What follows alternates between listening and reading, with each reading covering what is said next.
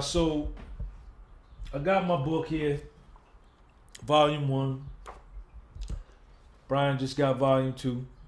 Brian bought Volume 1. Thank you for that. So I'm writing Volume 3, but I don't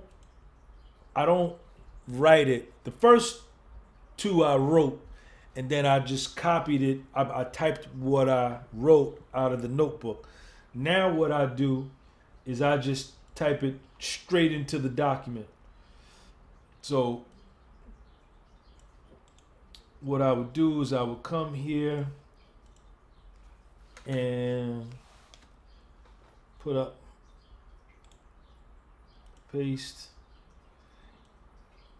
and whatever I was feeling, if I'm not feeling nothing, I don't write nothing.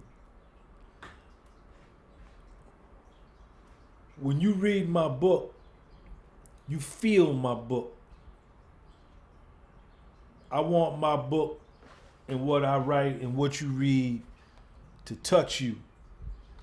So I don't just come in here and kick the Willy Bobo with my book just to get my book out to sell it. Nah. My book has got to be a reflection of me. Now here's my book right here.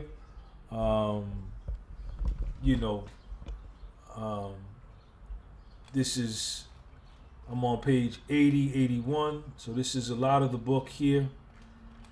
I'm not gonna let Brian see any of it. You understand? And I'm not gonna write anything right now because I don't care that the camera is on me, and I'm gonna write just to fake it so y'all can have some footage saying we saw Sean right now. No, because I'm not feeling anything. I'm shooting some video with Brian, but I'm just gonna let you in as to my thought processes when I write. That's how I get down.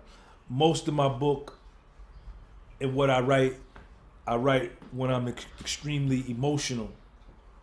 I'm a very sensitive man. Excuse me.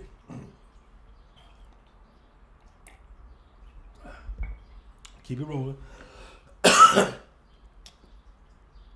I'm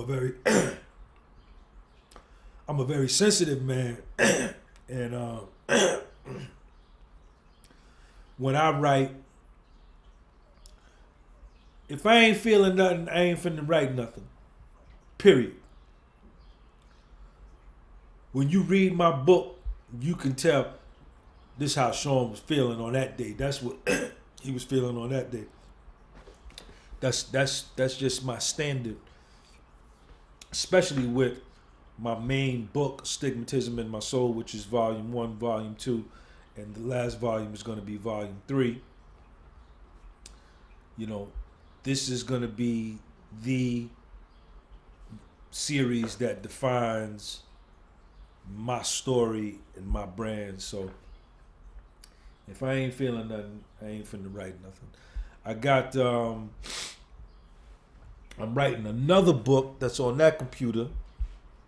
No, I'm writing that one in a notebook. I got that right here.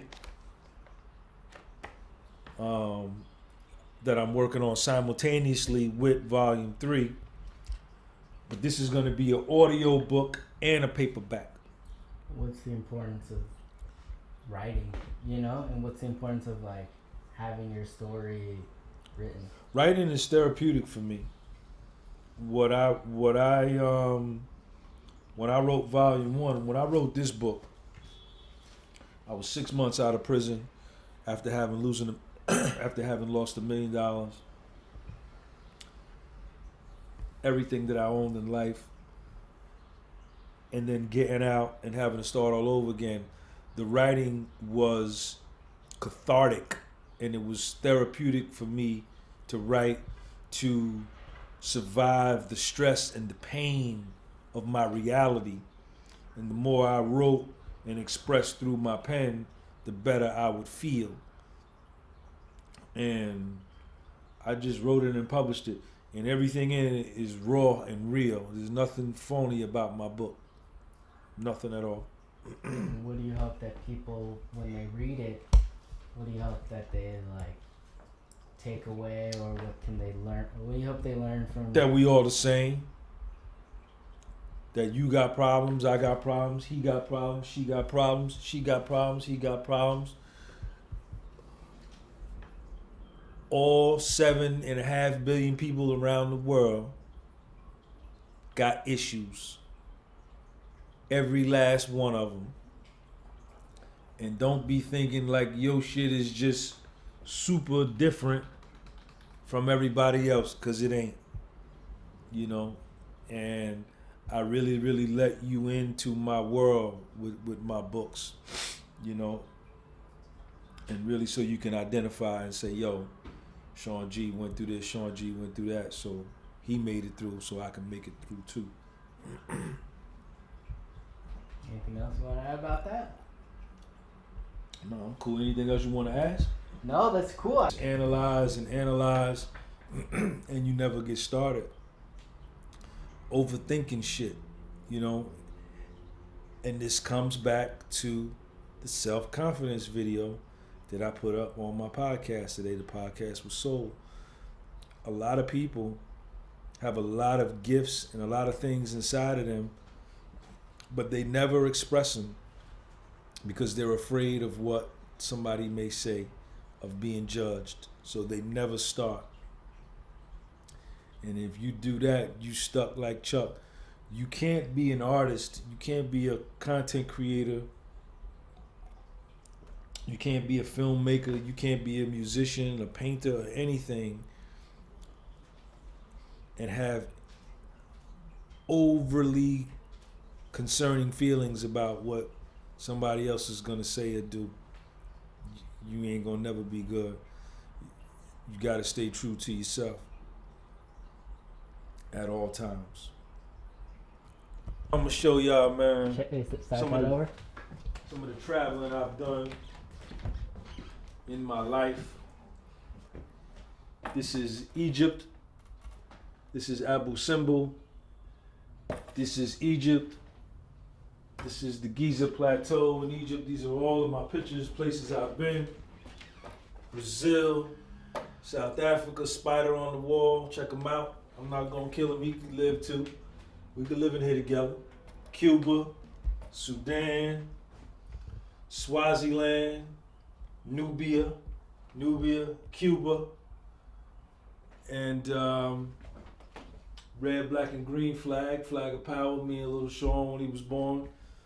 You know, but just some of the traveling I've done, man. I used to do a lot of traveling, and I'm gonna get back. And what's gonna be dope this time around when I travel is I'm gonna have my camera, and I'll be able to document and upload. And just like I'm letting y'all into the world, the calisthenics world of New York City, you know, I'm gonna let y'all into the world of other places around the world as I travel, man, and I'm looking forward to doing that, man. And so why have these up? What's the importance of like putting all these pictures up to remind you of something, or? No, I just thought they was cool. No reason. I just thought they was cool, man.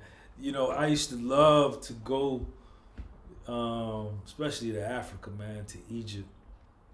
You know, that's like a mystical place, man. And there's a feeling that I got when I first went there that I've never gotten anywhere else. You know, and I just came home. I selected the best pictures I liked and blew them up. You know, just to remind me, no particular reason.